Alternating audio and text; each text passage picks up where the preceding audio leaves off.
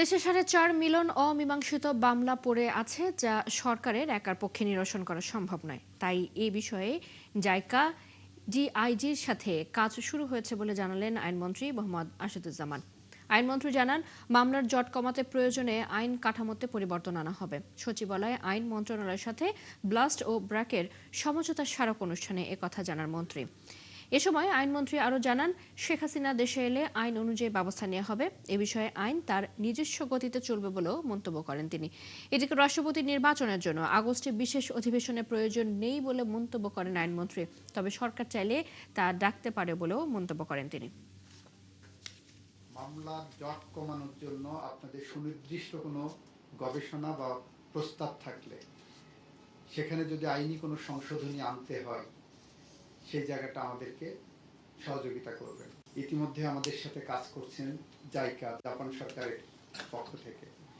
আমাদের সাথে কাজ করছেন জার্মান সরকারের পক্ষ থেকে জিআইজে। আমাদের সাথে ইউএনডিপি কাজ করছেন। উনি কিভাবে আসবেন এটা ওনার সমস্যা, এটা আমার সমস্যা না। আমাদের এটা হলো আমার চৌহদ্দির মধ্যে যখন ঢুকবেন, সেই চৌহদ্দিতে ঢুকলে আইন যেটা আমাকে ক্ষমতা দিচ্ছে, আমি আইনের প্রয়োগটা করবো। As simple as it is. রাষ্ট্রপতি যেদিন পদত্যাগ করবেন তার থেকে 90 দিনের মধ্যে পরবর্তী রাষ্ট্রপতি নির্বাচন করতে হবে।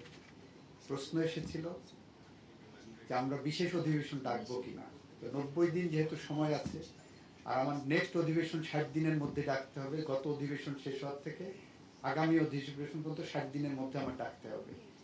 সুতরাং এই দুইটা টাইম যেহেতু ম্যাচ করছে, আমি সে কারণে বলছি বিশেষ অধিবেশনের আপাতত প্রয়োজনীয়তা দেখছি না। যদি সরকার মনে করে নিশ্চয়ই ডাকতে পারে। দর্শক, এই মুহূর্তে রাজধানীর আগারগাঁওয়ে বাংলাদেশ ও চীন মৈত্রী সম্মেলন কেন্দ্রে হাব আয়োজিত 3 দিনব্যাপী হজ ও ওমরা মেলার উদ্বোধন করে কথা বলছেন বিমান পরিবহন ও পর্যটন প্রতিমন্ত্রী। আমরা সেখানে যুক্ত হচ্ছি।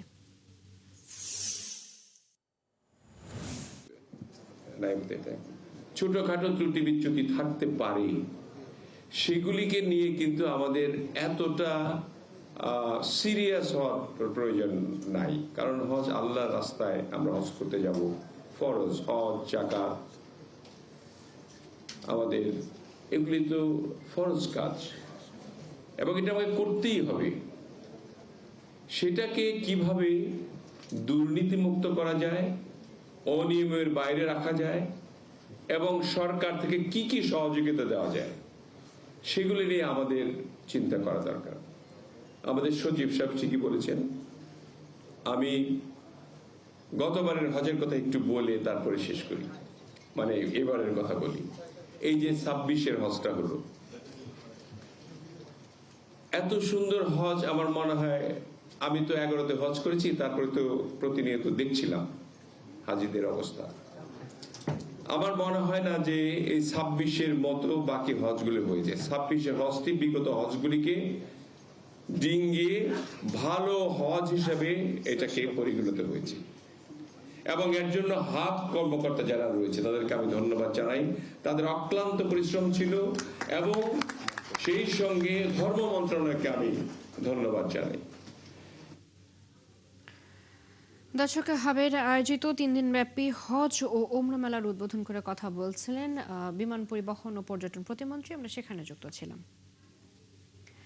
3 দিনের সফরে আজ ঢাকায় আসেন যুক্তরাষ্ট্রের দক্ষিণ ও মধ্য এশিয়া বিষয়ক বিশেষ দূত সার্জিও গড়। এই সফরে প্রধানমন্ত্রী তারেক রহমান ও পররাষ্ট্রমন্ত্রী খলিলুর রহমানের সাথে তার বৈঠক করার কথা রয়েছে। এছাড়া বিভিন্ন রাজনৈতিক দলের নেতা, পেশাজীবী ও নাগরিক সমাজের প্রতিনিধিদের সাথেও তিনি মতবিনিময় করবেন। কক্সবাজারের রোহিঙ্গা শরণার্থী শিবির পরিদর্শন করারও কথা রয়েছে তার।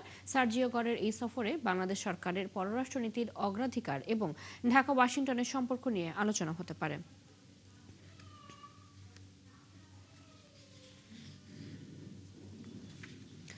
তৈরি পোশাক রপ্তানিতে ভিয়েতনামের কাছে অবস্থান হারিয়েছে বাংলাদেশ। এখন বাংলাদেশের অবস্থান তৃতীয় আর দ্বিতীয় অবস্থানে উঠে এসেছে প্রতিদ্বন্দ্বী ভিয়েতনাম। উদ্যোক্তারা বলছেন, শিল্পে নিরবিচ্ছিন্ন জ্বালানি সরবরাহ আর অবকাঠামো উন্নয়ন করলে আগের অবস্থানে ফেরা সম্ভব। জাহিদুল ইসলামের রিপোর্ট।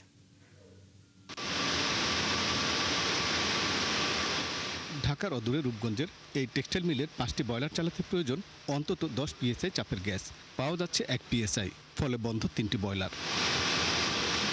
বয়লারের স্টিম বা বাষ্প দিয়ে চলে কারখানাটির 14টি ডাইং মেশিন। প্রয়োজনীয় স্টিম না পাওয়ায় 11টি বন্ধ। 10 PSI রিকোয়ারমেন্ট, বাট আমরা গত 21 তারিখ থেকে দুপুরের পর থেকে পাচ্ছি হলো মাত্র 1 PSI। কখনো কখনো সেটা জিরোতেও চলে যায়। বয়লারে গ্যাস খুব কম পাচ্ছে। টোটাল প্রোডাকশন থেকে প্রায় 75% প্রোডাকশন আমাদের লেস হচ্ছে। টেক্সটাইল মিলটির মানব সম্পদ কর্মকর্তা বলছেন, উৎপাদন কমার প্রভাব পড়েছে রপ্তানিতে। এই অবস্থা চলতে থাকলে আমাদের বিজনেস করাটা সত্যিই খুব কঠিন হবে। ওয়ার্কার তো প্রতিনিয়তই তাদের কাজ করার জন্যই আসে, কিন্তু যেহেতু বয়লার অফ থাকে, জেনারেটর অফ থাকে, এই অবস্থায় তাদের মেশিন চালানো সম্ভব হয় না, তাদেরকে বসিয়ে রাখতে হয়। বিজিএমই এর সাবেক সভাপতি বলছেন, এসব সমস্যার কারণেই বছরের মাঝামাঝি সময়ে রপ্তানি বাজারে দ্বিতীয় স্থান থেকে নেমে গেছে বাংলাদেশ। ইউরোপিয়ান ইউনিয়নে আমাদের 4 মাসের মধ্যেই নেগেটিভ এক্সপোর্ট হয়েছে 1.4 বিলিয়ন, আর ভিয়েতনামের কিন্তু সমান সমান আছে $1.5 বিলিয়ন, কিন্তু এখানে অলরেডি আমরা মাইনাসে চলে গেছে। ইউএসএ তো একই অবস্থা, আমাদের নেগেটিভ হয়েছে, ভিয়েতনামের কিন্তু নেগেটিভ হয়নি। সেকেন্ড থেকে আমরা থার্ডে চলে গেছি। বিশ্ব বাণিজ্য সংস্থার প্রতিবেদনও বলছে, অবনমন হলেও পোশাক রপ্তানিতে বাংলাদেশ এবং ভিয়েতনামের অবস্থান প্রায় সমান। গ্যাসের চাপ কম, তাই টেক্সটাইল মিল চলছে উৎপাদন সক্ষমতা কমিয়ে। এখান থেকে কাপড় নিয়ে গার্মেন্টস মালিকরা তৈরি পোশাক রপ্তানি করেন। তারা বলছেন, পরিস্থিতি এমন থেকেছে কাঁচামালের অভাবে ক্রয়দেশ নিতেই ভয় পাচ্ছেন। তবে এরই মধ্যে কিছু কারখানা জাতীয় গ্রিডের নির্ভরতা কমিয়েছে। বিকল্পভাবে সৌরবিদ্যুতের মাধ্যমে জ্বালানি সমস্যা সমাধানের চেষ্টা করছে। গ্রিডের উপরে নির্ভর করলে যে কোনো সময় সমস্যা হতে পারে। 17% ইউটিলিটি তৈরি করি আমাদের সোলারের মাধ্যমে। ইউটিলিটি কস্ট বেশি হলে এই মুহূর্তে বিজনেস করা খুবই সমস্যা। অর্থনীতিবিদরা বলছেন, রপ্তানির অবস্থান ধরে রাখতে জ্বালানি সমস্যা সমাধান করতে হবে দ্রুত সময়ে। কিন্তু দীর্ঘমেয়াদে যদি আমি রপ্তানির জন্য নতুন বিনিয়োগ চাই, তাহলে অবকাঠামো এবং যে প্রাতিষ্ঠানিক সুবিধাগুলো আমরা আছে একটা নতুন বিনিয়োগের জন্য, সেইগুলোর ব্যাপারে আমাদের বায়ারকে, আমার যারা ইনভেস্টর আছেন তাদেরকে আমার এক ধরনের কনফিডেন্স দিতে হবে। এর আগে 2009 এবং করোনাকালীন 2021 সালেও পোশাক রপ্তানিতে তৃতীয় অবস্থানে নেমে যায় বাংলাদেশ। জাহিদুল ইসলাম, 71, ঢাকা। দেশজুড়ে গ্যাস সংকট যেন কাটছেই না। সময়ের সাথে সাথে আরও তীব্র হচ্ছে এর প্রভাব। পর্যাপ্ত গ্যাসের চাপ না থাকায় দিনের বেশিরভাগ সময়ই বন্ধ রাখতে হচ্ছে অধিকাংশ সিএনজি ফিলিং স্টেশন। এতে ভোগান্তিতে পড়েছেন চালকরা। যেসব সিএনজি ফিলিং স্টেশনে গ্যাস সরবরাহ রয়েছে, সেখানেও চাহিদার তুলনায় মিলছে না পর্যাপ্ত জ্বালানি। ফলে ঘন্টার পর ঘন্টা লাইনে দাঁড়িয়ে অপেক্ষা করতে হচ্ছে চালকদের। একই চিত্র রাজধানীর বিভিন্ন আবাসিক এলাকাতেও। দিনের বেশিরভাগ সময় গ্যাসের চাপ না থাকায় ব্যাহত হচ্ছে রান্নাবান্না। অনেক পরিবার বাধ্য হয়ে বিকল্প জ্বালানির আশ্রয় নিচ্ছে, আবার কেউ কেউ ভোগান্তির মধ্যেই দৈনন্দিন কাজ সারছেন। গ্যাস সংকটের প্রভাব পড়েছে শিল্প কারখানাতেও, ব্যাহত হচ্ছে উৎপাদন কার্যক্রম।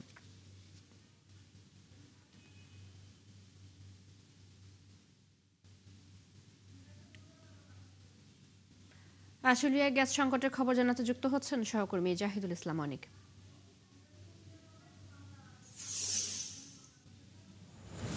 অনেক গ্যাস সংকট নিয়ে কি বলছেন সংশ্লিষ্টরা? সমস্যার এই সমাধান কবে নাগাদ হতে পারে, কিছু জানতে পেরেছেন কিনা?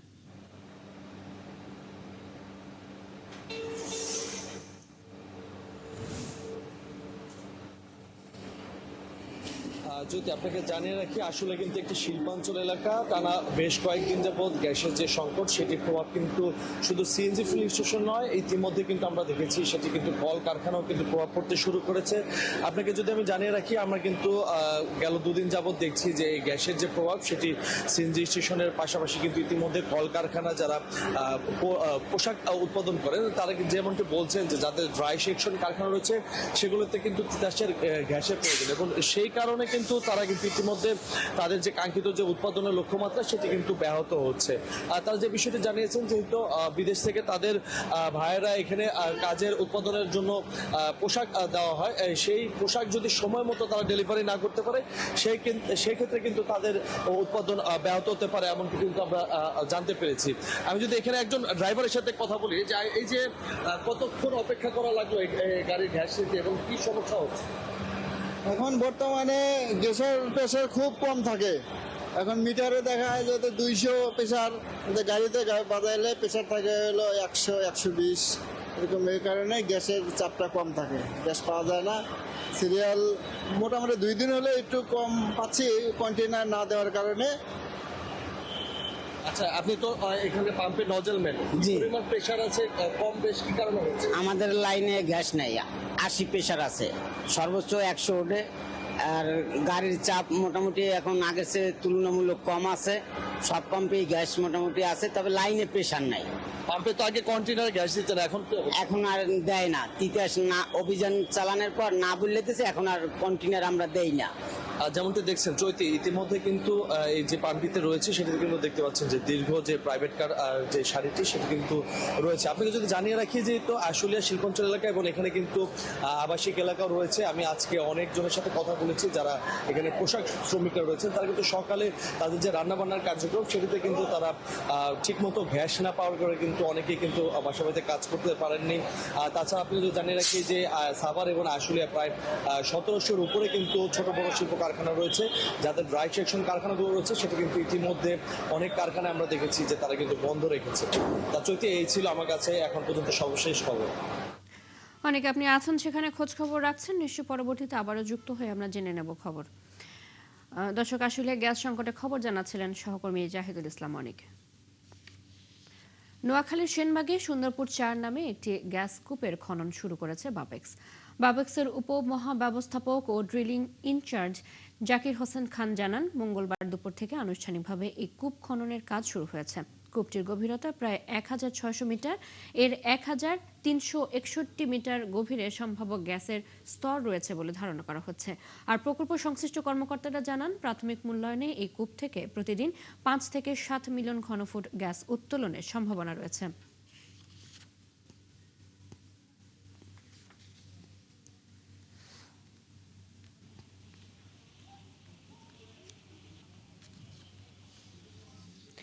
হবিগঞ্জে এনসিপির কর্মসূচি পণ্ড হওয়ার পর আজ সিলেটের গোপালগঞ্জের সমাবেশে যোগ দিতে যাবেন দলের নেতারা। এই মুহূর্তে তারা অবস্থান করছেন মৌলভীবাজার সার্কিট হাউসে। সেখানকার সবশেষ তথ্য জানাতে আমাদের সাথে যুক্ত হচ্ছেন সহকর্মী আহমেদ ফারুক মিল্লাদ। মিল্লাদ, তারা কখন গোপালগঞ্জের উদ্দেশ্যে রওনা হবেন? এছাড়া মৌলভীবাজারে এনসিপি নেতাদের অবস্থানের কারণে নিরাপত্তা ব্যবস্থা কেমন দেখছেন, জানাবেন।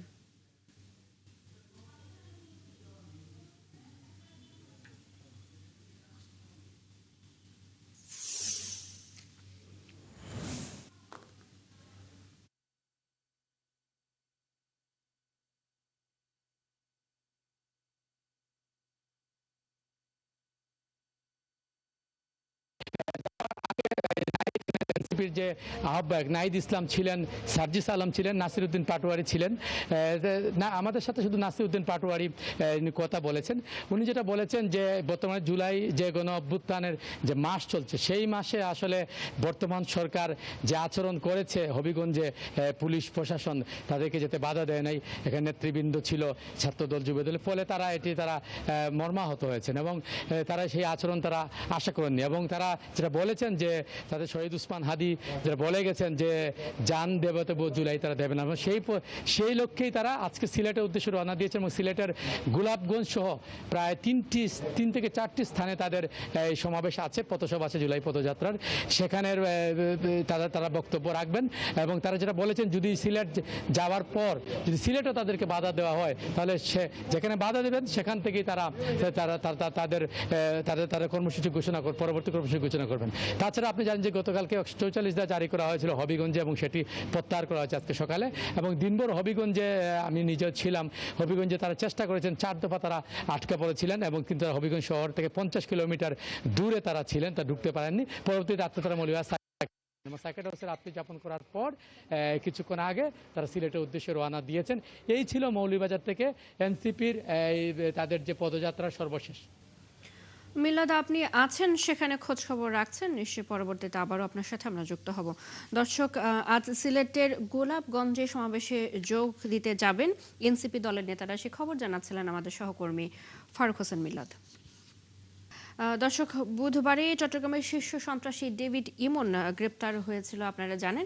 সে বিষয়ে চট্টগ্রামের পুলিশ সুপার এই মুহূর্তে কথা বলছেন, আমরা সেখানে যুক্ত হচ্ছি। চট্টগ্রাম রেঞ্জের সম্মানিত ডিআইজি আব্দুল কুদ্দুস চৌধুরী স্যারের নির্দেশনা এবং প্রত্যক্ষ তত্ত্বাবধানে আমরা কিন্তু এই অঞ্চলের আইন শৃঙ্খলা রক্ষায় নিয়মিতভাবে আমরা কাজ করে যাচ্ছি এবং তারই ধারাবাহিকতায়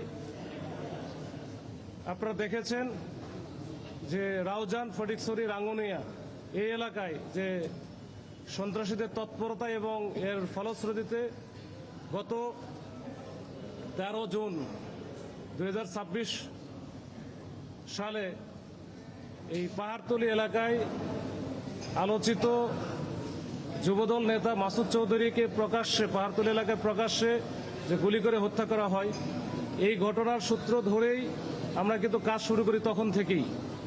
এবং এই ঘটনার সাথে যারা যারা জড়িত ছিল প্রত্যক্ষভাবে এবং পরোক্ষভাবে সবাইকে আমরা শনাক্ত করতে সক্ষম হই এবং তখন থেকে তাদের পিছনে আমরা লেগে থাকি। এইটার পিছনে কাজ করতে গিয়ে আমরা তাদের সম্পর্কে এই যে আমাদের যে গোয়েন্দা তথ্য, স্থানীয় তথ্য এবং আমাদের যে তথ্য প্রযুক্তির চুলচেরা বিশ্লেষণ, এটা করে আমরা গুরুত্বপূর্ণ অনেক তথ্য পাই এবং এই ধারাবাহিকভাবে আমরা কিন্তু লেগে আছি তাদের পেছনে। লেগে থাকার একটা পর্যায়ে গত 22 তারিখে, এই মাসেরই গত কয়েকদিন আগে 22 তারিখে আমরা ওই মামলার, যেটা মাসুদ হত্যা মামলার অন্যতম আসামি এবং এজার নামীয় আসামি ইলিয়াস ওরফে ধামা ইলিয়াস, তাকে কিন্তু আমরা গ্রেপ্তার করতে সক্ষম হই। এটা ঢাকা থেকে, ডিএমপি এলাকা থেকে।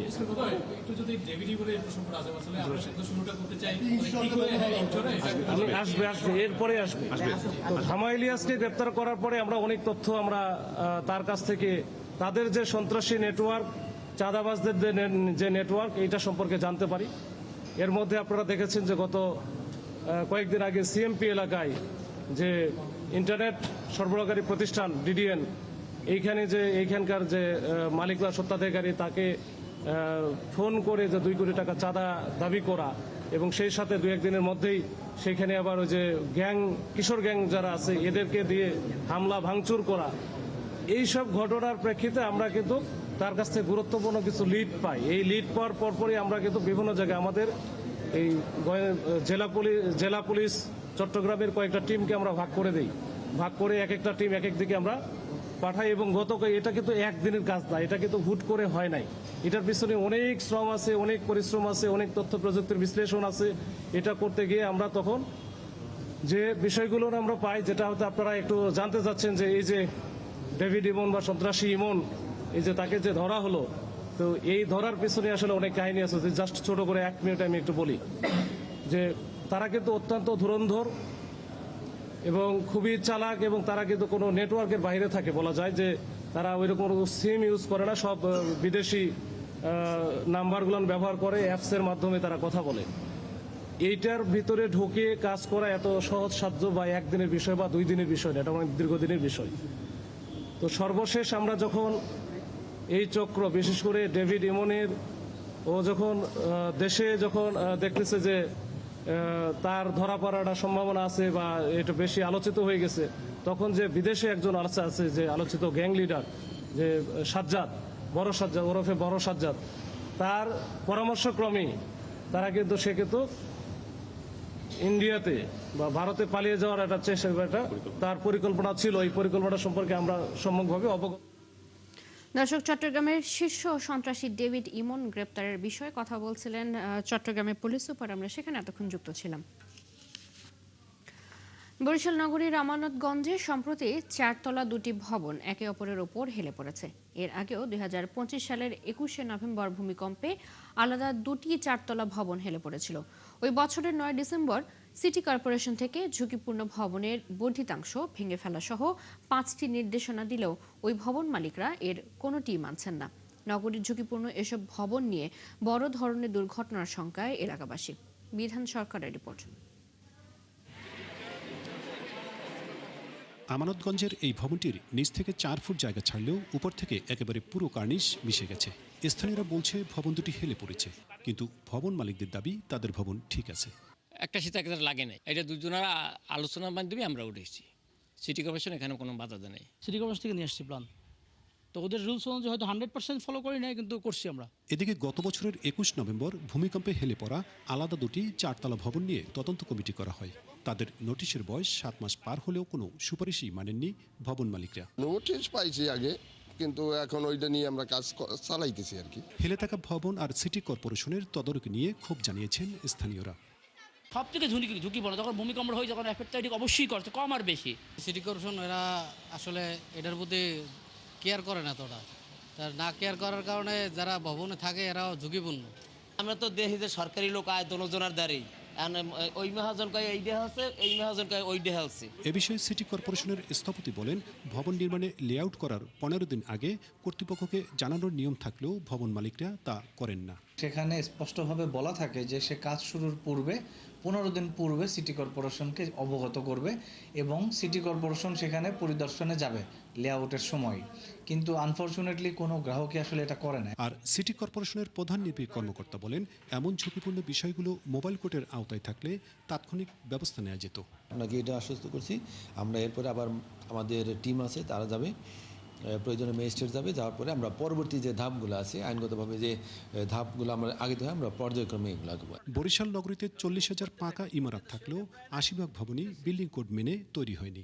এক যুগ আগে সিটি কর্পোরেশন 35টি ভবন ঝুঁকিপূর্ণের তালিকায় চিহ্নিত করে ভবন মালিকদের নোটিশ দিলেও কোনো প্রতিকার মেলেনি। বিধান সরকার, 71, বরিশাল। আশুলিয়ায় বিকাশ ডিস্ট্রিবিউশনের 2,35,00,000 টাকা নিয়ে ভারতে পালানোর সময় 2 কর্মকর্তাকে আটক করেছে পুলিশ। বিকাশ ডিস্ট্রিবিউশন নাইফা ট্রেড বিডি কর্তৃপক্ষ থেকে জানানো হয়, আলামিন ও ইউসুফ রায়হান প্রতারণা করে এসব টাকা নিয়ে ভারতে পালিয়ে যাওয়ার চেষ্টা করছিল। বিষয়টি জানতে পেরে পুলিশে অভিযোগ দেওয়া হয়। পরে জামগড়া বঙ্গ মার্কেট এলাকায় অভিযান চালিয়ে তাদের আটক করা হয়। এরই মধ্যে 7 দিনের রিমান্ড চেয়ে তাদের ঢাকার চিফ জুডিশিয়াল ম্যাজিস্ট্রেট আদালতে পাঠানো হয়েছে।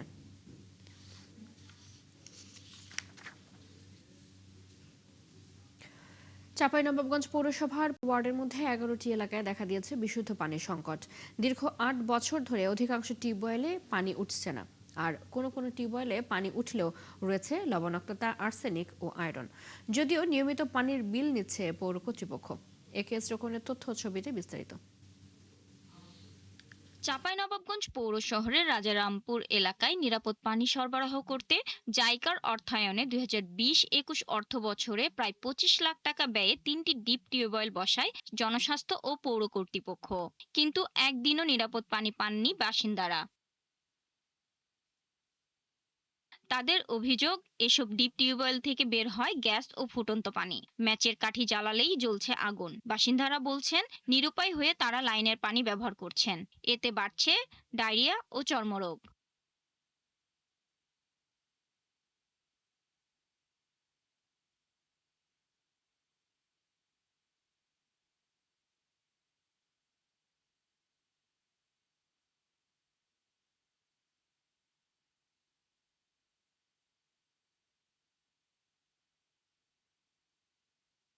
জনস্বাস্থ্য প্রকৌশল অধিদপ্তরের নির্বাহী প্রকৌশলী জানান, দ্রুতই নদীর পানি সরবরাহ করতে প্রকল্প নেওয়া হবে। ঝালকাঠিতে 37 বছরেও তৈরি হয়নি একটি আধুনিক বাস টার্মিনাল। নাম সর্বস্ব যেটি আছে সেটিও বাস থামার অযোগ্য। যাত্রী সেবায় নেই অপেক্ষা কক্ষ, পাবলিক টয়লেট, যে কারণে অসংখ্য যাত্রী, বাস চালক এবং শ্রমিক সবাই পড়ছেন চরম ভোগান্তিতে। তরুণ সরকারের তথ্য ছবিতে প্রতিবেদন। একটু বৃষ্টি হলেই কিশোর তরুণরা নেমে পড়ে কাদা পানিতে ফুটবল খেলতে। দেখে মনে হবে গ্রামের কোনো মাঠ, কিন্তু এই চিত্র প্রথম শ্রেণীর পৌরসভা ঝালকাঠির পৌর বাস টার্মিনালের। কোনো প্রকার যাত্রী সেবার ন্যূনতম চিত্র চোখে পড়বে না পৌর বাস টার্মিনালটিতে। বছরের পর বছর ধরে বাস টার্মিনালটি এরকম অবহেলায় পড়ে আছে। এখানে কোনো মানুষ বৃষ্টিতে হলে কোনো যাত্রী আসতে পারে না, বাসে উঠতে পারে না, এরকম কোনো বসার জায়গা নাই, তারপর স্পেস নাই, তারপর যাত্রী শ্রেণী নাই, একটা ভালো টয়লেট ওয়াশরুম সেটাও এখানে নাই। গাড়ির বহুত ক্ষতি হয়, পাতি ভেঙে দেখা যায়, গাড়ির পাতি ভেঙে খারাই যায় রাস্তায়, ঠিক আছে। টার্মিনালের ভিতরে ঢুকলে আবার আমার খুলতে কষ্ট হয়ে যায় অনেক কিছু। বাস স্ট্যান্ডটা যদি সুন্দরভাবে করিয়ে দেয় হয়তো আমরা শান্তিতে বসবাস করতে পারি বা আমরা গাড়িগুলি চালাইতে পারি। বাস মালিক সমিতির সভাপতি জানান, প্রতি বছর টার্মিনাল থেকে বিপুল পরিমাণ কর নেয় পৌরসভা, কিন্তু নেই ন্যূনতম কোনো সংস্কার। প্রতি বছর আমরা এই বাস স্ট্যান্ডে আমরা ট্যাক্স দেয়, কিন্তু উন্নয়নের ছোঁয়া নাই পৌরসভা থেকে। একটু নর্মাল যে একটু মাঝে মাঝে যে একটু রিপেয়ার করবে, সেই রিপেয়ারের কাজটুকু করছে। ঝালকাঠি পৌর কর্তৃপক্ষ জানিয়েছে আধুনিক বাস টার্মিনাল নির্মাণ মন্ত্রণালয়ে চূড়ান্ত অনুমোদনের অপেক্ষায় রয়েছে। ঝালকাঠি পৌরসভা বাস স্ট্যান্ডকে অত্যন্ত আধুনিক এবং মডেল বাস স্ট্যান্ড করার জন্য সিটিসিআরপি প্রজেক্টে প্রস্তাবনা চলে গেছে অলরেডি এবং সার্ভে কাজ শেষ হয়েছে। এটা এখন ডিজাইন পর্যায়ে আছে এবং নোয়া প্রদান করা হয়েছে। ঝালকাঠি পৌরবাসীর জন্য এটা অত্যন্ত সুখবর যে একটা মডেল বাস স্ট্যান্ড হচ্ছে। 1988 সালে তৎকালীন খুলনা বিভাগীয় ডেভেলপমেন্ট বোর্ড একতলা একটি ভবন সহ ঝালকাঠি পৌর বাস টার্মিনালটি নির্মাণ করে। আল ইমরান, 71। মাত্র 1.5 কিলোমিটার পাকা রাস্তার অভাবে লালমনিরহাটের দক্ষিণ ঘনশ্যাম এলাকায় দুর্ভোগে পড়েছে 30,000-এর বেশি মানুষ। বর্ষার হাঁটু সমান কাঁদা ভেঙে চলাচল করছে এলাকার লোকজন। এ ব্যাপারে এলজিইডি প্রকৌশলী জানান, সড়কটি পাকা করার প্রস্তাব পাঠানো হয়েছে। মিলন পাটোয়ারির তথ্য ছবিতে প্রতিবেদন। লালমনিরহাটের কালীগঞ্জ উপজেলার দক্ষিণ ঘনশ্যাম মৌজার শাহজাহান মুন্সির বাড়ি থেকে পিনুর বাড়ি হয়ে ব্রিজের পাড় পর্যন্ত 1.5 কিলোমিটার কাঁচা রাস্তা চলাচলের অনুপযোগী হয়ে আছে। এতে সবচেয়ে ভোগান্তিতে পড়েন শিক্ষার্থী ও অসুস্থ মানুষ। কোনো গাড়ি ঢোকে না, রাস্তাটা চলাফেরার অযোগ্য। বাচ্চা ছেলেমেয়েরা স্কুল যাইতে পারে না, আমরা মেডিকেলে যাইতে পারি না, আমরা কোথাও যাইতে পারি না আমাদের এই গাড়ি ঘোড়ার অভাবে। ছাত্রছাত্রীরা তো আসতেই পারে না, প্লাস বাইসাইকেল নিয়ে আসাও খুব সমস্যা। সড়কটি খানাখন্দে ভরা হওয়ায় 3 চাকার যানবাহন মাঝে মধ্যে উল্টে যায়। ভারী যানবাহন চলাচল করতে না পারায় কৃষিপণ্য পরিবহন সম্ভব হচ্ছে না। বর্ষাকালে এত কাদো হয় যে এখান দিয়ে চলাফেরা খুব মুশকিল। রোগ বিধি অলিকালা মহিলাদের যানবাহন যায় না, খুব বেরকে দেওয়া। হ্যাঁ, অ্যাম্বুলেন্স ঢোকে না। 1.5 কিলো 2 কিলো রাস্তা মেরামত হলে ভালো হয়। এই রাস্তাটা মেরামত করা হলে আমাদের অনেক সুবিধা হতো। রংপুর বিভাগের সড়ক ও গ্রাম উন্নয়ন প্রকল্পে সড়কটি পাকা করার তালিকায় রয়েছে। অনুমোদন পেলে কার্যক্রম শুরু হবে বলে জানান কালীগঞ্জ উপজেলা এলজিইডি প্রকৌশলী। আমরা প্রস্তাব পাঠাইছি, রাস্তাটা যদি ডিপিপিভুক্ত হয় তাহলে ইনশাআল্লাহ রাস্তাটি পাকাকরণ করা যাবে। জনভোগান্তির কথা চিন্তা করে দ্রুত পাকা সড়ক নির্মাণের দাবি এলাকাবাসীর। আল ইমরান, 71। চলছে সংবাদ সংযোগ। সরাসরি সংবাদ এবং অনুষ্ঠান দেখতে চোখ রাখুন 71-এর ফেসবুক পেজে, সাবস্ক্রাইব করুন 71-এর ইউটিউব চ্যানেল। থাকুন 71-এর সাথে।